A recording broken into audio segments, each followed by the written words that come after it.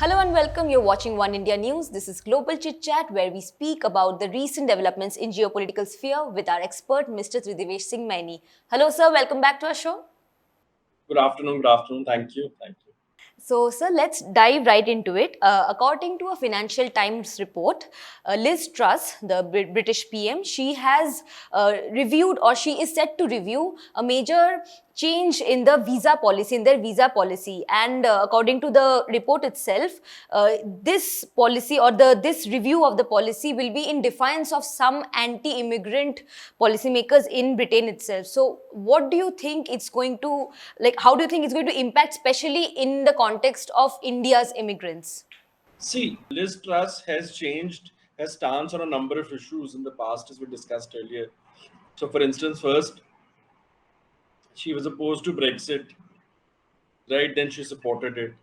And now, also, earlier, uh, she has, she's, one can't really say, I mean, she's certainly not been pro immigrant. And even if you look at in her earlier positions on things like whether it's trade agreements, whether it's other things, the approach has more or less it has been insular only, like very much in sync with the you can say the right, extreme right, or populist thinking globally. I mean, it's not just so, but at the same time, UK also has to keep in it cannot uh, ignore the ground reality is that there are massive shortages, for instance, in labor, in especially in certain sectors. So what is going to happen is, I think, first of all, obviously, they're going to, especially in the agriculture sector, they need seasonal workers as it is. So they're going to increase. They're going to lift that cap. There's a cap of 40,000. So they're going to lift that cap, for especially for horticulture and poultry and so on and so forth. That is one thing. Second, there are certain areas like, so for instance, you need more. They need UK needs more broadband engineers, right? Now, what can be done? One is, like I have said, that you lift the, especially in the agriculture sector, you need workers in any case. There are no two ways about it. To make up, first of all, for the shortages which have arisen due to the COVID-19 pandemic, then obviously Brexit also, how that has also had an impact. So you need to make up for that. That's the first thing. But and at the same time, as we've discussed in the past, like many other Western countries, UK has also been saying that okay, we are not against immigrants per se, but we want people with skills. So probably they'll try to ensure that the immigration now fulfills their economic needs, their economic objectives. But there is going to be a divide within the cabinet also. There could be opposition, especially those who were the Brexiters who are there, and they hold important positions within the current cabinet. So there are some who she will get support from certain quarters, but the ones who support also, they are going to say that we guess immigration changing, making immigration flexible in certain areas is fine, but to what extent is it going to contribute towards the GDP of UK? Right, that is the first thing.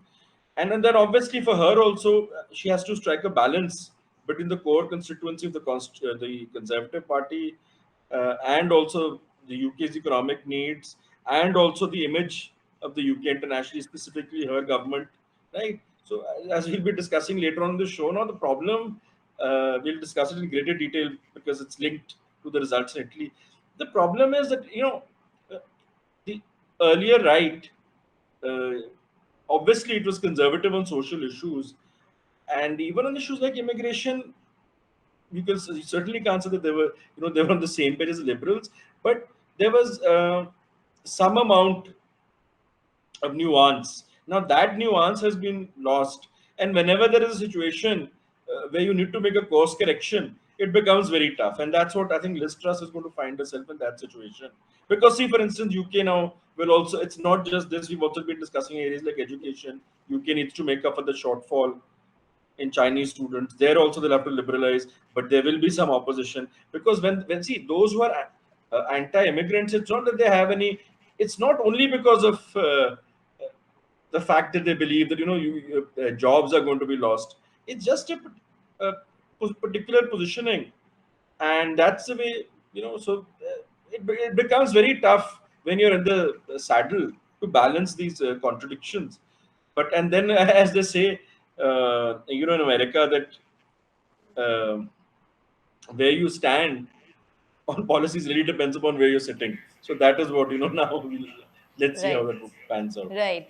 And speaking about contradictions, US Secretary of State Antony Blinken, he has asked Pakistan, which is now, I think, a large part of Pakistan is highly affected by the floods that they're going through. And the US Secretary of State Antony Blinken suggested that they should seek debt relief from China. So what do you think about that development? US has said that they are going to, provide support to Pakistan, but at the same time, they have suggested that you should take you should take some money from China itself. So, what do you think that statement or that development is going to mean So in? all eyes in India have actually been on the Pakistan, India, US trilateral relationship because of the remarks. You know, there was a bit, India put forward its concerns with regard to the US assistance for F-16. US said that it has, both are valued. Obviously, it's that India has its own sort of position. There is no, those sorts of things. Now, China is very important because I think this is a sort of messaging. Uh, First of all, this current government has been the new government in Islam. It's no longer new. It's probably 5 months now, actually, nearly 6. They have been trying to course correct, and improve ties with the West, specifically with the US, and that was evident. Uh, from statements, whether it's Bilawal Bhutto or whether it's the PM Shahbaz Sharif. So that is one part of it.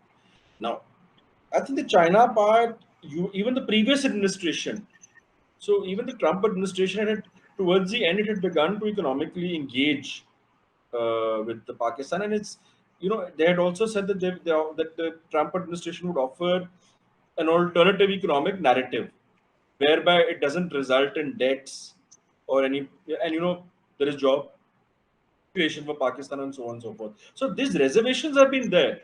Uh, Previous US administration also spoke about the debt trap, not just in the context of Pakistan, but other South Asian countries as well. So this is actually an extension of that. While talking about the floods, obviously, and how much Pakistan has suffered and how it needs assistance and so on and so forth.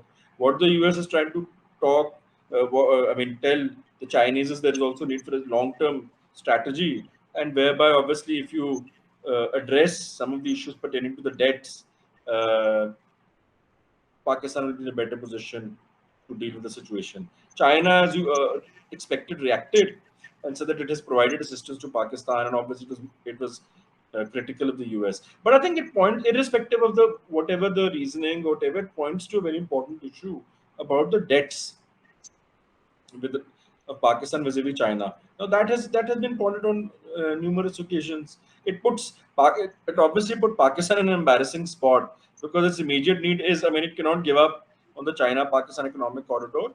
Though there have been differences of late between Pakistan and China, whether it is the implementation of the CPEC, whether it is a pace of CPEC, whether it's security reasons, there have been differences, and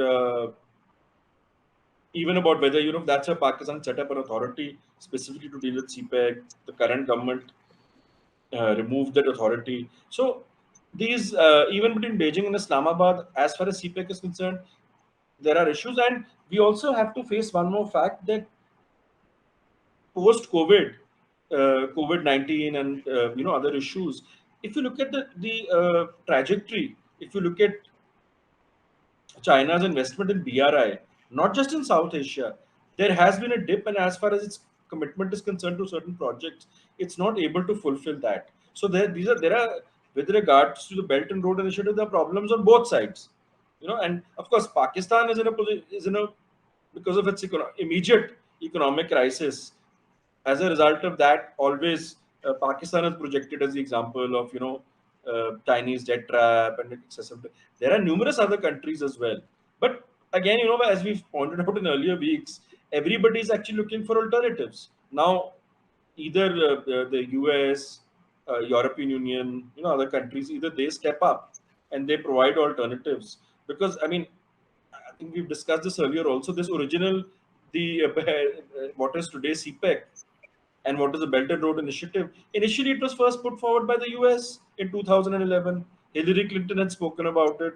Obama had spoken about it. Then even after that, Hillary Clinton's successor is Secretary of State, that is John Kerry. He had also spoken about it. So it's actually the US inability also to provide an alternative. And we must look at one thing, as we've also discussed earlier, that each country ultimately has to see its immediate needs. While there may be economic issues, that's true, but if there is no alternative, so if you look at, for instance, let's say a country doesn't even get, suppose you can't get the loan of a particular magnitude, but you have some alternative where, let's say, the terms and conditions are better. You're willing to go there. If there's a slight, marginal difference. If you don't have anything of the same scale, like whatever, we've been discussing with the Indo-Pacific, we've been discussing the Quad, we've been discussing all numerous other Western initiatives. Until they step up, you can tell Pakistan to reduce its dependence and so on and so forth. That's not just Pakistan. Even other countries are not good. So that's a ground reality. Though I think in the last 3-4 months, there's a clear realization. Whatever the political leadership in South Asia and Southeast Asia may say, of countries which have close relations with China, after seeing the debt trap, there is a clear realization of that. And China also, wherever countries have been firm, and wanted to renegotiate loans and so on, they have had to give in. I mean, for instance, just give a small example here to similar situation.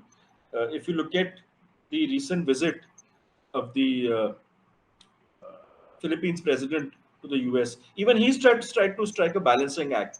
Now, he's obviously spoken about improving better relations with the US, but he has, what he's also spoken about is a good relationship with China, and yet he has managed to renegotiate a lot of projects to ensure that the terms and conditions of the loans are better. So basically, what happens is, if you look at the developing world, uh, some of these developing countries in Southeast Asia, South Asia, the dilemma is that as far as soft power is concerned, there is a closer linkage with the US. Even I mean, Pakistan can try to be as anti-US. When you look at things like education, when you look at the diaspora over there, when you look at all that, like other South Asian countries, you have a large diaspora. So South people to people also, in spite of the tensions, it's okay. But when it comes to their dependence now, because of security issues and all, that has increased on, I mean, obviously, vis-a-vis, because of the deterioration of political ties with the US, they got closer to China. But in the long run, I mean, the fact of the matter is, while, as I said, the magnitude of assistance from the US and the West is maybe lesser, but the terms and conditions are better. I pointed out to the failures, but I may also point out that whatever the terms and conditions, there's transparency, they're sustainable, and they're also in the long term, they can generate employment and things like that. So, like I was giving the example of Philippines just in the context of China. Now, in things like the BPO sector, the US has been investing, but in infrastructure, China has an edge. So it's essentially a point about balancing. But I mean, there is going to be a pushback against excessive, Chinese sort of investments, and even the terms and conditions of the Belt and Road Initiative. I mean, Pakistan is one case, but you're going to see massive renegotiations of loans, and countries being in Africa, that is happening. A lot of countries are being much more assertive. So, okay, coming out of the Southeast Asian region, let's come to Europe. So, Italy has elected an extreme conservative party, and Giorgia Meloni, she's set to become the first woman prime minister, and also the far right government. She's to form the far right government since World War II. And Sweden also is seeing, anti-immigration party making gains. So, there are speculations that, far right governments, there's a new wave of far right governments in Europe. So, what do you think? What is your take on this entire far right wave in Europe that it's currently going through? You see, there's absolutely no doubt. If you look at the results in Sweden before this, If you look at the results in Italy, if you look at about Hungary as it is, so there has been a surge. What are the reasons? So one or two reasons are similar. Like, often people say that first this thing started off in the US, that it started off with Donald Trump, that he was a template. But it had begun much. I mean, we know in France, for instance, Marine Le Pen, we know her case, right? Few things. First of all, if you look at the commonalities with other countries where you see the rise of the extreme right, it's an anti-immigrant sentiment, as you said. It's a disillusionment of the working classes with globalization. So what often you have this strange cocktail of far right leaders who are populist, who actually sell the fact that the center left or the social democrats, that they are people of the establishment, that it's a cozy club, a very select percentage of people have benefited from globalization. So that is one part of it, that is common between Europe. Now the other problem is also with regards to relations between uh, these countries and EU itself. So I'll just point out two three very interesting things. So you would imagine that the extreme right would, for instance, take on Russia and be aggressive on Russia. Now, these countries, I mean, for instance, if you look at Poland, obviously that is geographical reasons, but even in Italy also, the far right has not been very critical of Russia, though now they're saying that we're going to support Ukraine. But so that is one irony, that they're actually not that tough on Russia. The other thing is, in fact, even the far right, in Europe, it has also what has caused a lot of discomfort to countries like France and to other Western countries, UK and US and all, is that some of these far right leaders are much closer to China. They were allowing Chinese investments and all. But the main issue is as I said, immigration. It is about relations with the EU, and Italy is facing at this point of time. It cannot afford any populist economic policies, because of large debts. Even though the per capita income is quite high, and if you look at that as an indicator, but so that sort of thing, And the other thing is, it obviously need to have a good relationship with the European Union, and Mario Draghi, obviously, you could say more a person of the establishment, had himself headed the European Central Bank. So there's going to be massive transition in that sense. So we need to basically look at two things. One is obviously the global context, what is happening in Europe as a whole. The second is obviously specific issues which are related to Italy. And the second part, I mean, now this basically this coalition is all. It's not even a mix and match as you have in certain countries. It's either right or it's extreme right. Though uh, obviously, like everybody who is, when once you're elected, you try to make the right noises on certain things. But what really needs to be seen is, given the state of the economy, that how ties with EU are dealt with, because there was also talk about, that there may be changes in policies with regard to the funding provided to EU by Italy. So the terms and conditions of that. On the whole, if you see Poland, if you see Hungary, and even now the party in Sweden, they have also been speaking about rethinking. They've been critical basically about EU, which has been becoming a super state, impinging upon the sovereignty. So certainly, I mean, you have the rise of the right, and these you can I mean, each country has certain but as far as social issues are concerned, as far as economic issues are concerned, there is a commonality. And of course the difference now is that the earlier right was skeptical.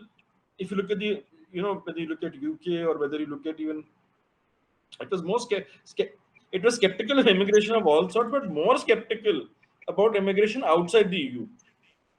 Now, this extreme right now, that's why I've been emphasizing the EU, has been basically critical about the EU because of the inflow of immigrants from countries within the European Union. So the first challenge is going to be, for the region as a whole. And you have, of course, you have France and Germany, which are obviously very much in favor of the European Union, and Macron also has been spoken of as a liberal sort of mascot.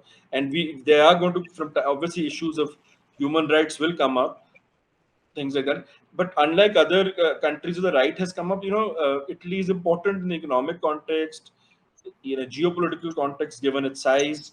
So it really remains to be seen how other European countries, they sort of deal with this change, and whether it gives rise to the sort of turbulence which many people expect. But the broader trend, so that means the broader trend of the right, the ascendancy of the right, that remains very much intact. So thank you so much for all the information that you've given us today, and thank you everyone for watching One India News. Please catch us again on Global Chit Chat for more geopolitical updates.